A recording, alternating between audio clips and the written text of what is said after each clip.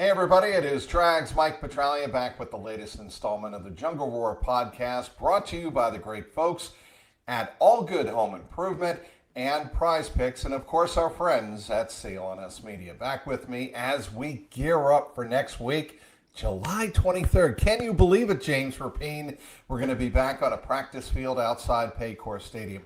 2 practice fields and a rehab field to be exact. The Kettering Health practice fields outside Paycor Stadium. Training camp is a week away. Are you ready? Or not. It doesn't matter. It isn't going to wait on me. That's right. It doesn't matter if I'm ready or not. I know what's coming. And look, every time this year, you weren't ready for this, but I'll do it. I tell myself how much of a blessing it is to be able to do what we do and cover this team. Sure. And I love it. I love every second of it. At the same time, you also know what marathon you're about to enter. And so you're like, can I get another week? There's not another week coming, Trag. So I will be ready next week, no doubt. And believe it or not, I'm excited. That's why I think we'll get to the news that happened right out of the chute here on Wednesday. And that was the announcement by the Bengals of the selection of the 2 latest Ring of Honor inductees. That would be 2 guys from the 1970s, a little bit of the 80s with Dave Lapham. But Dave Lapham, Mr. Bengal, and Lamar Parrish both had their Zoom calls with us, the Bengals media, on Wednesday. And I found them both interesting for different reasons. The first of which, Dave Lapham, very grateful. He had a very grateful, gracious tone to his comments, which lasted for about 20-25 minutes. And then there was Lamar Parrish. And I found his comments about 2 subjects particularly interesting. One about Mike Brown and Paul Brown and how much respect he has for the Brown family, always had, never had any bitterness, he said on Wednesday. And then his very heartfelt comments about the late, great Ken Riley, who he credited Ken Riley's son, Ken Riley II, with helping him get into this Ring of Honor. That's what I took away from Wednesday's Zoom call with us. Good takeaways for sure. And I think let's start with Lamar Parrish, because it's summing him up is very simple. He's one of the best playmakers in team history. And a lot of people from that era that remember that era think he should be in the Hall of Fame, no doubt. Think he's better than Ken Riley. There are people I know for a fact that have been on this podcast that remember both players and think he was better than Ken Riley. And not that they don't believe in Ken Riley, but that Lamar was that good, that accomplished, that athletic, that explosive, that dynamic. Who am I to argue? I thought he should have went in last year. Obviously, it's an imperfect science. I love that he's getting in and people are going to learn about him because he's a game-changing talent on defense and special teams, and that's becoming more and more rare, I would say, from a member of the secondary especially. To have the nose for the football that he did, to be as dynamic of a returner as he was. And so, yes, well deserved for Lamar Parrish. And then Dave Lapham, I mean, you're talking to someone who wrote a history book about the Bengals. Yes. and about their history. No one knows. I'm not sure there's anything in there that I wrote that Dave didn't experience or know, because as a player, as a broadcaster, he was a part of all 3 Super Bowls. He was a part of the Bengals in the 70s when they were the expansion Bengals and establishing themselves and playing at a higher level than I think most people thought they would that early on, especially with what happened to Greg Cook. He remembers that and knows that story and how much that impacted the franchise at the time and could have impacted their championship chances. I mean, there's just so many layers that Dave has been a part of, and for him to be a part of it still, he always was deserving of the Ring of Honor, and I'm really excited for him. And the other thing that I think is really cool, and this is something that I'm not sure I've been able to say anywhere. I've obviously praised Dave plenty, but when I was really young in this business, just getting out of college, I worked at ESPN 1530 and 700 WLW, and I was just starting to do sports things here and there. And when you're just starting to do that, and you're also doing other talk shows and things like that, and you're producing for a bunch of them, and basically what you're doing is pressing buttons and making sure the show runs and operates. Right. Dave Lapham treated me like he would, like I had been in the business forever. It was really nice and was never rude, was never mean, was never, and he could have been, because there were times I remember for a fact I messed up. Part of that was maybe the equipment here and there. Part of that was me, an operator user error. And there was never any issue. And I think that when you're as established as him, could easily have issues. But Dan and Dave were always awesome. And so, yeah, I think that's just another layer to it. Is it's not just player, broadcaster, everything he's meant to the organization. But when you talk to people that know him and have interacted with him day to day, it doesn't get much better than Dave Lapham.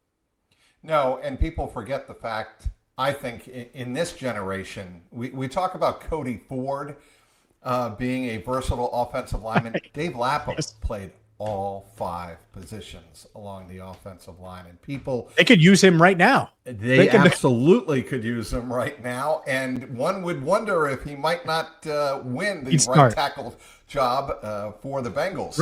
Right guard job. Amari. I said right tackle. Right guard. Yeah. Thank you.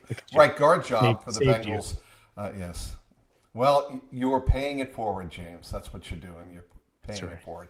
Anyway, Dave Lapham was a tremendous offensive lineman in his day. Lamar Parrish in his Zoom call called Dave Lapham, the most powerful, versatile lineman the team has ever had. And it would be hard to disagree with that in terms of his versatility. Obviously, Anthony Munoz is in a league of himself, so is Willie Anderson. We understand that. But Lapham gets so much attention for his enthusiasm and passion for the Bengals that I think people forget what he was as an offensive lineman going up against the likes of Joe Green, Mean Joe Green, and other defensive linemen around the National Football League. Dave Lapham was part of my all-decade team for the 1970s and Enter the Jungle, and I did an all-decade team for every single year. It was really close. I think he was probably a year away from doing it in the 80s as well, and there weren't many players that made 2 decades of the all-decade team, just to give you an idea. But, yeah, you're right. I mean, you look at it, 140 games for the Bengals, 105 starts, could play tackle for you, could play guard, could play both guard spots, could play center. It would be like if Ted Karras was specialized at center, but if you needed to bump him out the tackle in any given week, you could do that. Or Cody Ford, right. You mentioned him. You're not putting Cody Ford at center. Nope. Right. It's really hard to be able to snap and then also go on the edge. And Dave did that. And at one point in 1980, played a lot of tackle. And so it wasn't like it was just a spot 1 quarter of action. Like, he did a little bit of everything for this team. And so, yes, an extremely valuable piece. And you look at it in Bengals history, 140 games and the 105 starts, that alone is really hard to do. You add in the versatility, you add that he was on their first Super Bowl team as well. A lot of reasons to put him in the Ring of Honor. And what's crazy is as good of a career as he's had, football career, he's meant just as much as a broadcaster, if not more. And that was really tough to do at baseline.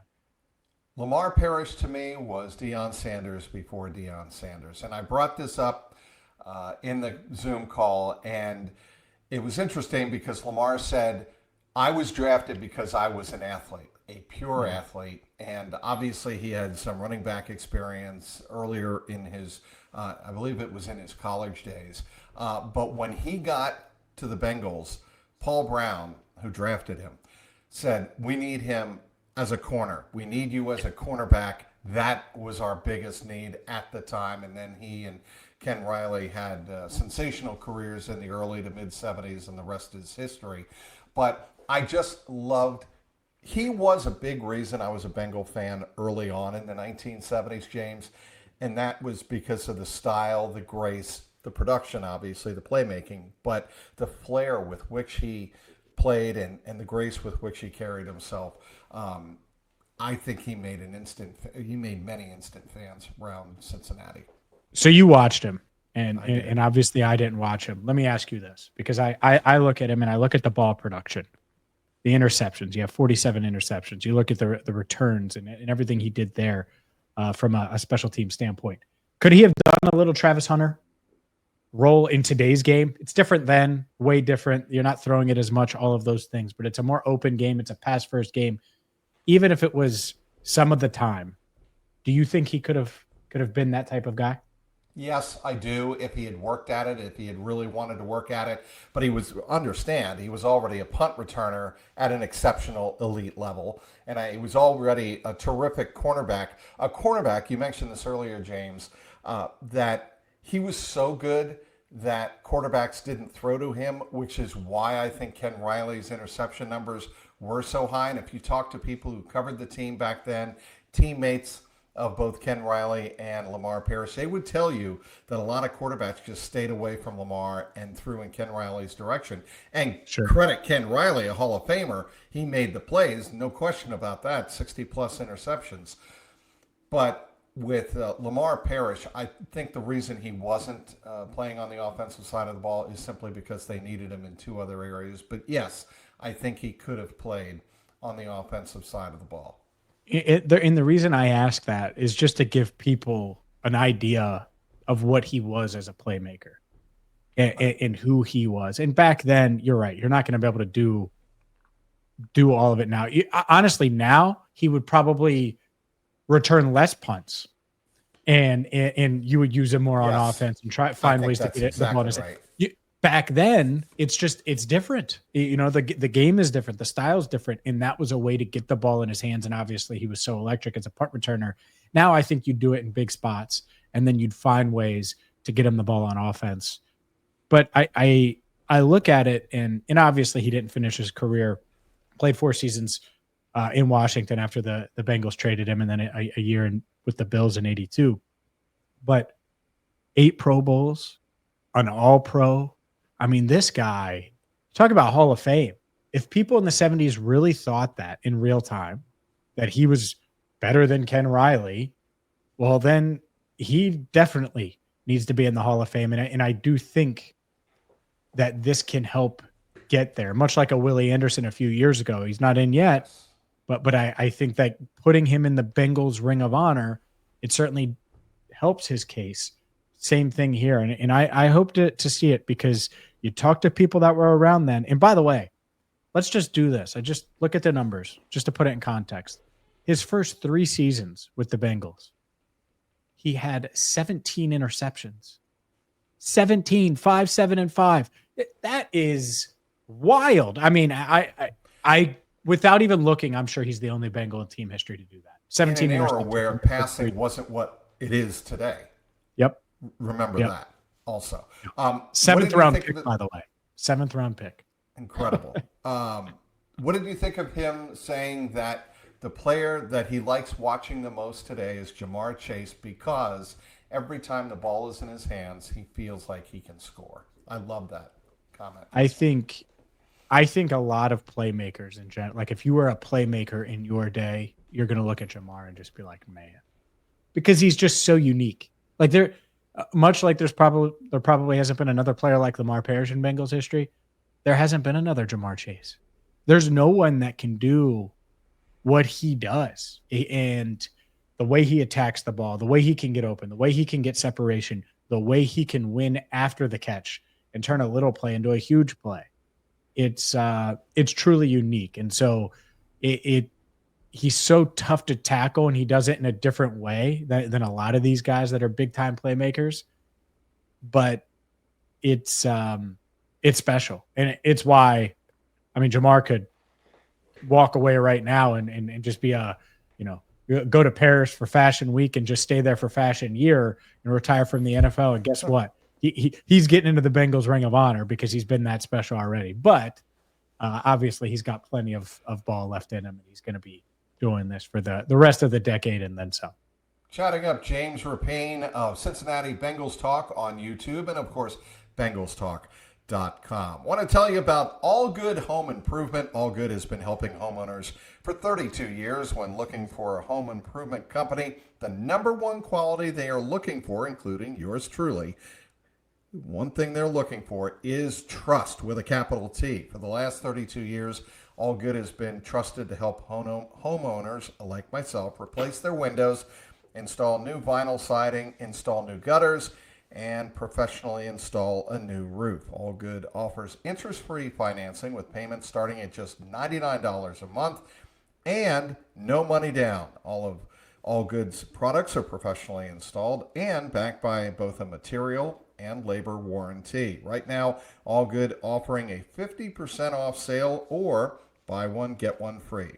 For more details and to schedule a free in-home consultation, simply call 513-247-2900. That's 513-247-2900. Or as always, you can go to their website, myallgoodhome.com. Back with James Rapien of BengalsTalk.com and Cincinnati Bengals Talk on his YouTube channel. All right, let's get to the news that a lot of fans are growing tired of, but it's a story out there. Shamar Stewart is now officially, including people who have to cover it, Shamar Stewart is the last first-round pick not signed by their respective NFL team after the Denver Broncos signed their first-round pick on Wednesday. Is the Shamar Stewart story going to carry over past July 23rd, James? Feels like it. Feels like it. And it's going to be a story on Saturday if he doesn't report. And that's the first one. Rookies have to report on Saturday, July 19th for training camp. We'll see if he does. But the two sides just got to figure it out. Like if the clause that the Bengals want in there is a non-negotiable for the Bengals, which I do think on the surface, and there's so many details that we don't know. Right. You can't see exactly what the Bengals are trying to do or what Shemar has an issue with. But on the surface, it's something that a lot of teams do, and the Bengals are trying to implement it. Fine. If this is a non-negotiable, we'll understand that you may have to you put a sweetener or two in there to get Shemar to sign. And that sweetener could just mean more of your signing bonus today for signing Shemar. And yeah, we know we put this in there for you. We believe in you. Let's give you a little bit more signing bonus. On the other side of it, if you're Shemar, let's not pretend and make it out to and I'll do a Superman reference here, that Mike Brown is Lex Luthor and he's trying to just take over the world because they want to put this clause in there that is pretty darn reasonable for first-round picks. Plenty of first-round picks have agreed to it, including Walter Nolan, who was the 16th pick right before Shamar Stewart. I believe the 18th pick as well, and Gray Zabel agreed to something similar with the Seahawks. And so I don't think it's unreasonable. I understand why Shemar wouldn't jump at signing that since the Bengals haven't required it in the past. So if you're the Bengals, bend a little. And if you're Shemar, bend a little and maybe just tone it down a little, like a notch or two. There's no reason to be as loud. I mean, we've gotten plenty of conversation out of it. So in a way it's good, but not everything needs to be loud. And I think Shamar's camp has been too loud during this process. And I've said that multiple times. Yeah. I'm sure they're aware that I feel that way. Fine. Just stop being so loud. I get you might be mad. That's fine. It's part of the negotiating process. But you're negotiating with robots. The Bengals are emotionless. So you can yell, scream, cry, throw a temper tantrum, and they're just going to be looking at you. And so you have to know that going in, and I'm not sure that's the case. So I don't know if it'll get done before camp. I'm not that optimistic, but it should. And I think that there's really no one benefits if it doesn't. It hurts Shemar, it hurts his bank account, and it hurts the Bengals because they could certainly use Shamar Stewart on the field. Okay, what to make of? Did he work out with Texas A&M, obviously his alma mater, where he came from, where he played college football, or didn't he? Bud Elliott of CBS Sports claimed he did, but Kelsey Conway, a colleague of ours, very, very well respected with the Inquirer and does a lot of calling like you do, James. She had a story saying that he was back at Texas A&M, but was not working out with the team. Sure. It's not uncommon for these guys, and it's important to understand this in context of what we're talking about. It's not uncommon for a player during the summer months to go back to college and work out with people that he's familiar with, but not with the team, obviously. He is not permitted, as the rules currently stipulate, he is not allowed to just say, well, I'm not going to play in the NFL this year. I'll go back to college football and play for A&M. That's not going to happen, because once you declare for the NFL draft and are selected by an NFL team, you can no longer go back and play in college. So the way I read all of this is that somehow the story was planted that, hey, he's back at Texas A&M, he's still frustrated, he'd love to be playing back there, but he can't, and it's all smoke and mirrors. Your take? I wonder why this is out in general, like why it got out. Maybe someone from Texas A&M said, oh, well, Shamar's working here. Maybe it's that simple. But usually things leak for a reason. Yes. And so that's the part of it that irks me. Like, I really hope Shamar's camp, and clearly they don't think that this is going to work. But I don't think I hope at any point they didn't think that that was a leverage play. Like they could do that and use that. That's what I mean about loud. Like there's just a lot of noise around it. There wasn't any noise around Jahdae Barron not signing because they got him on the field. And fine, you had an issue with the waiver that the Bengals offered you. Fine. So you missed OTAs in the offseason program. Fine. But just bring it down a couple notches. And so for this, I hope it's as simple as he is just working out at A&M, and you know how the rumor mill can just fly. If it's that simple, then it's not his camp's fault. It's no one's fault, because he should be in shape. He should be working out. And I get working out at a familiar place. That makes a ton of sense. We all do it. We all go to the same place over and over and over. Why wouldn't you? So, yeah, I think this is a nothing burger. I do think that I tweeted this on Wednesday morning. Like, it's really easy to come back from this. It's simple. Agree to a deal, get Shamar on the field, make sure Shamar is productive.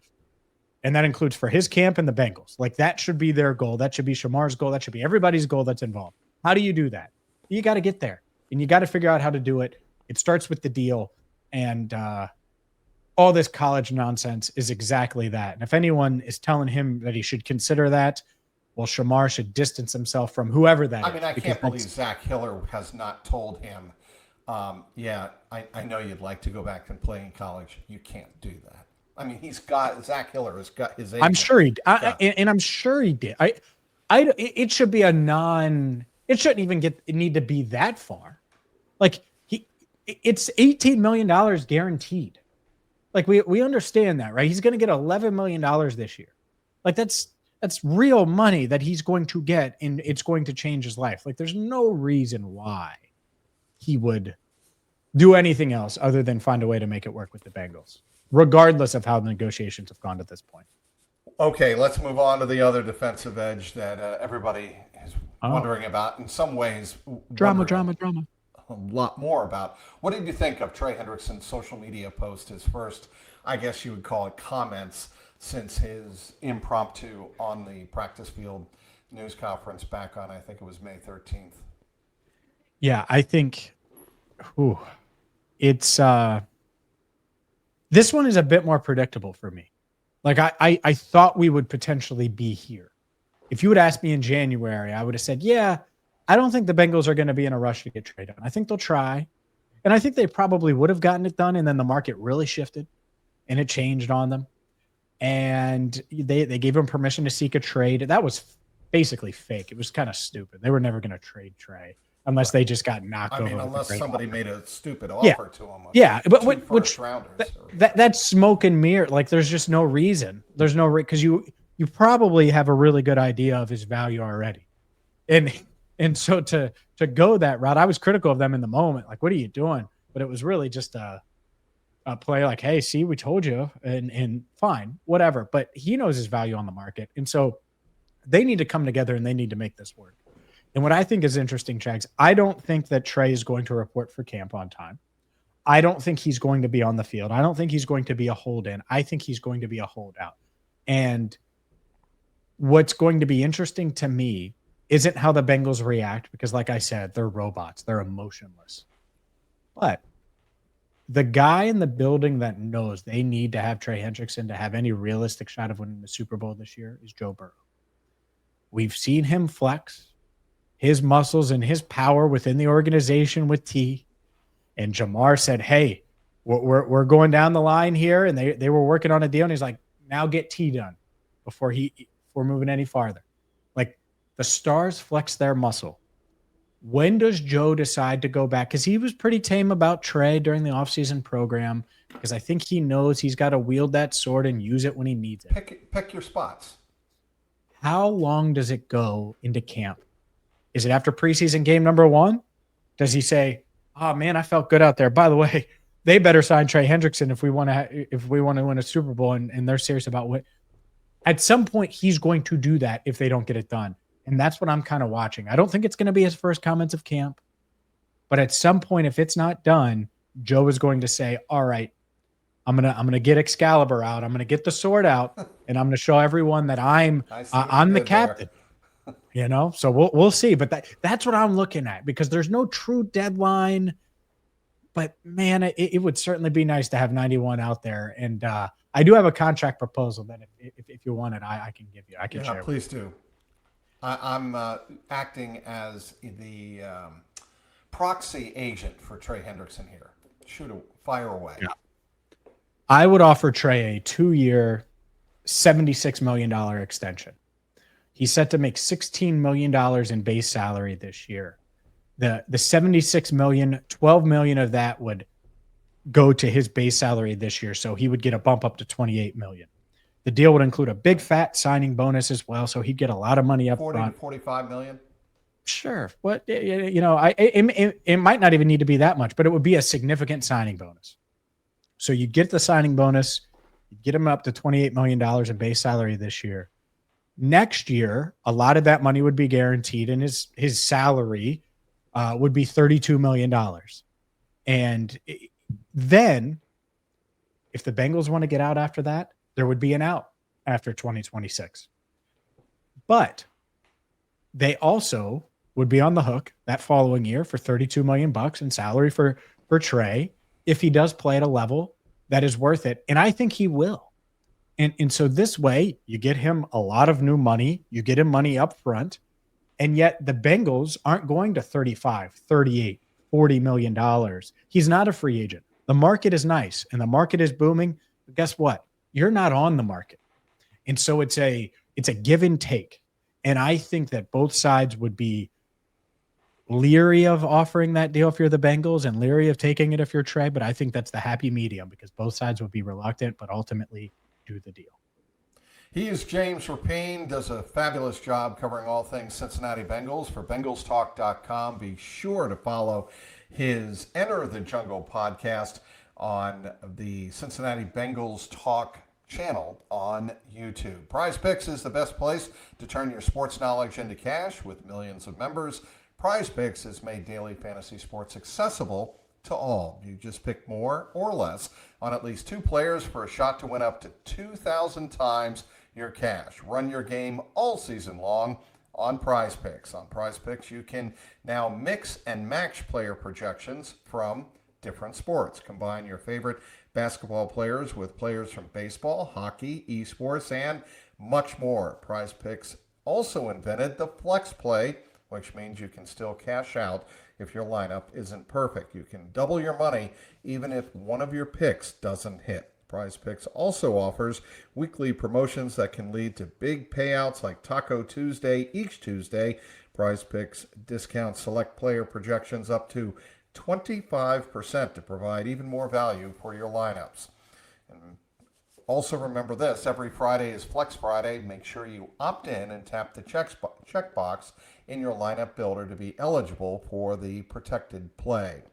Download the app today and choose code CLNS to get $50 instantly after you play your first $5 lineup. That is code CLNS to get $50 instantly after you play your first $5 lineup prize picks. Run your game. Back with James Rapien of BengalsTalk.com. Joe Burrow is a top 3 quarterback in the National Football League per the latest ESPN general managers poll, I believe it was, James. And there were people that could not believe that Joe Burrow was ahead of Lamar Jackson. Look, I mean, Ferrari, Rolls, Lamborghini, Mercedes, Maybach, take your pick, right? I mean, they're all great quarterbacks, from Patrick Mahomes to Josh Allen to Joe Burrow to Lamar Jackson, all happen to be in the AFC. But, I mean, at this point, I think it's just what suits your team the best. And I think Joe Burrow suits the Bengals best. That's the way I always look at polls like that. Yeah, I think if there's a Mount Rushmore, those are the 4 for current Bengals and or current NFL quarterbacks. And the Bengals would pick Joe. I think Joe has more on his plate than any of these other guys. Yes, and it's how he wants it. It's how the Bengals trust him to do it. But I'm not. I mean, you can make the argument for any of those 4 to be number 1. Joe was better than Patrick last year. Flat out better. I don't think the numbers would indicate that. And his so was Lamar. Overall, so was Josh. The eyeball, the analytics, they all would support that. But in the end, it's a team game. No doubt. And so I have no issue with it. I mean, Joe fell in this year's rankings. Josh passed him, didn't pass Patrick. They all outplayed Patrick. I think things would have been different. For example, if Joe is on the Chiefs last year in the Super Bowl, I think that game feels different and looks different. I think he can handle the blitz much better. He's used to it. He's going to be able to react. They're going to be able to adjust much better than Mahomes did with that Eagles defensive front. Maybe I'm wrong, but I think that Joe is used to it and would be able to figure that out.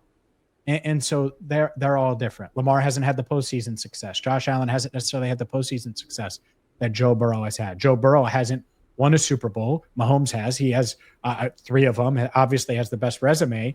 But Joe has made it there and has made it to 2 AFC championship games and has had more postseason success than the other 2 guys, even though they haven't made the playoffs. The Bengals haven't made the playoffs like Lamar has and like Josh Allen has over the past 2 seasons. So they're all awesome. They all have issues when you want to make the argument for them. And I get why the Bengals would take Joe, and we'll see. I think this is a big year for Joe because he's got to go out there, put up similar numbers, I would say, but it's got to result in wins. And it is a team game, but the offense could have done a bit more last year as well. Everyone's talking defense. The offense wasn't perfect, and the offense needs to be better this year than it was last year. What are some of the, give me maybe 2 or 3 subjects you're going to be looking at closely as training camp opens up July 23rd? Well, the offensive line, that's a big one. You need the offensive line to come together. And Scott Peters, they brought him in. There's a ton of expectations, I think, for him to get more out of those guys and out of the young guys. And whether it's a Cordell Volson or a Dylan Fairchild or a veteran like Lucas Patrick that you brought in, they need more on the interior of their offensive front. They also need Amarius Mims to take a big step forward. And if that happens, it could be a really good unit. And so we'll see, or at least a good unit, which they were at times last year, other times not so much. The other thing here is the defensive front. We talked about 2 guys that they may not have at the start of camp, but how does Chris Jenkins look? Is BJ Hill healthy? McKinley Jackson, what does it look like for him in his second season? Those are some big questions. They brought in TJ Slayton. I think that's going to matter a ton. And then third, just how much of a fast start, like how much is the fast start and the need for a fast start discussed? Because it's been a big topic. Zach Taylor brought it up in January, right after the season, when he made some shifts on his coaching staff. I'm going to be seeing you early in the morning, no more afternoon practices. How does that work? By the way, I love it, actually. I do too. I think it's going to be nice to get out of there relatively early, come home, you do your work, and you're home for dinner. I mean, that sounds great. But does that really matter? Does that change if they're going to win games or not? If they're going to go to Cleveland and win or not? I don't know. So does it feel different? Does camp have a different feel this year because they know they need to start fast? I think that's an interesting thing. I'm not sure it needs to feel different, but I'm curious if it will feel different. One of the bigger questions, and I don't think a lot of people are talking enough about this, is leadership on defense. You lost all three captains on defense. Who are going to be the three captains? I think B.J. Hill is a natural in the middle of the defensive line, like you said, and he's been on the team. He knows the culture that Zach Taylor has built inside that locker room. I think B.J. Hill would be a natural. One player that you know very well, you've talked to him a lot, James, is Dax Hill. Yeah. Is he someone ready to step up and be a captain and really take the bull by the horns in that secondary?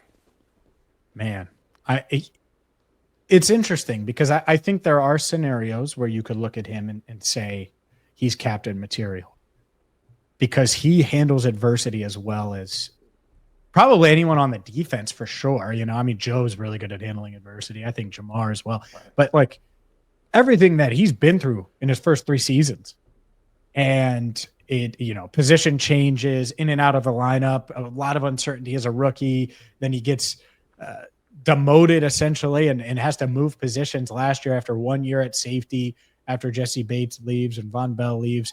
And then you look up and he's their best corner. And I do think he's the most talented player in that secondary. I don't know if he'll be a captain, but what they need him to emerge as a real guy, a building block, someone that you look at as when you think of the Bengals defense right now, you think of Trey Hendrickson, maybe Logan Wilson, and that's it. By mid-year, you're really hoping that Dax Hill is one of those guys that you think about.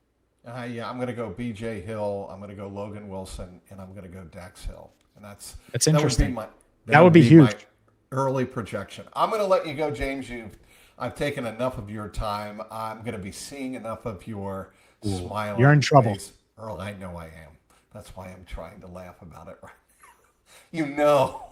You know, come 2 weeks from right now, a weekend, I'm going to be trying to keep my head on straight. I'm going to have you punching air, my friend. Get ready. All right. Deep breath. One big final deep breath in the final 6 days, and then we are hitting the ground running next Wednesday, July 23rd, outside Paycor Stadium. You ready? Can't wait. Break. All right. He is James Rapien of BengalsTalk.com and Cincinnati Bengals Talk on his YouTube channel, where you can catch Enter the Jungle, a terrific video presentation and a terrific podcast in general. So anyway, until next time, he's James Rapien. Want to thank my sponsors before I get out of here. Of course, we have to take care of the business. All Good Home Improvements, and of course, Prize Picks.